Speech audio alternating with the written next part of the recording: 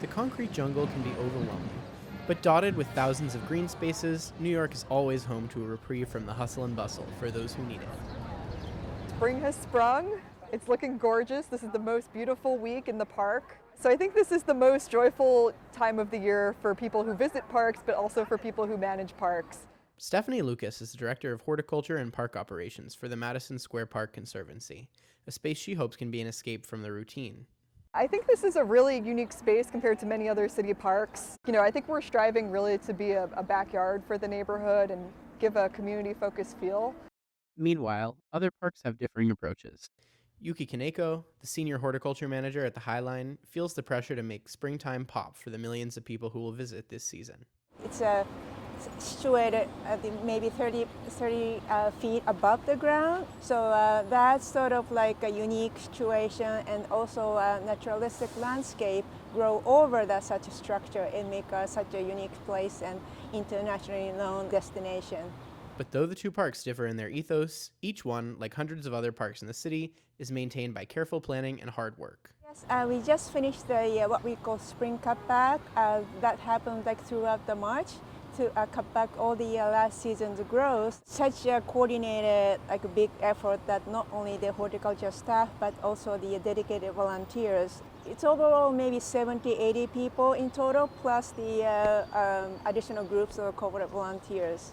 Everybody wants to have a chance to get their hands dirty and contribute to what we do on not only the High Line, but as a larger effort of make the city green as possible. Months before those volunteers descend, though, Lucas says that planning is already underway. Park work never stops, and I think people are often saying, what do you do in the winter? And the answer is we're doing stuff year-round. A lot of work that we're doing actually goes into effect many months prior. So those tulips that everyone's enjoying this week actually went into the ground in October, and we were planning them out around the 4th of July. So it's really months and months of preparation and ready for spring. The job is worth it, though, in those fleeting moments of quintessential springtime in the city. I'm really excited about, particularly right after the cutback, that what we call the spring ephemerals, that just show up only early in the spring and disappears before all the other trees that leaf south. Those are really adding the colors. It really bringing a new energy. Garden is always changing because we are naturalistic landscape, and all the perennial plants self-seed a lot. So there's a dynamic change throughout the season over the years. That dynamic isn't just a sign that visitors to Madison Square Park or the High Line are enjoying the greenery, it's a sign that nature is, too. We're here not only just providing a human experience, but we're providing an experience for the environment as well. But one thing that I think is really special about this park is the preservation of nature, and the ways that we do this with our arboretum, our plant collections, and our plant displays. Perhaps 60% or so are native plants that really the workforce to provide the food and shelter to birds and insects, to local birds and insects. Though there may be a bounty of nature outside the city, the pair say it's still worth it to bring green space to urban life.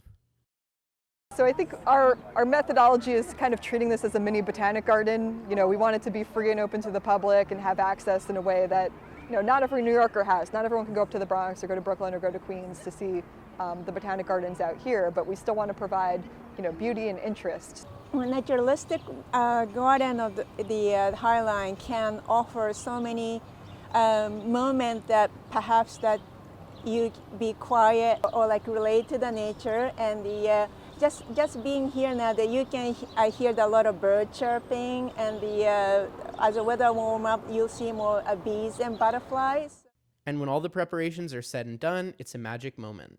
I think experiencing the green of nature, the beauty of the first colors of the season, are transcendent, right? Every winter, New Yorkers exit winter seeing the gray of the buildings, the gray of the sky, the gray of the pavement, and as soon as people in the green industry put work into a space, it's really just an experience for the senses, right? And park visitors seem to agree. With hundreds on the lawn on this sunny day, it looks like all that hard work has paid off. In Madison Square Park, I'm Griffin Eckstein, NYU Journalism.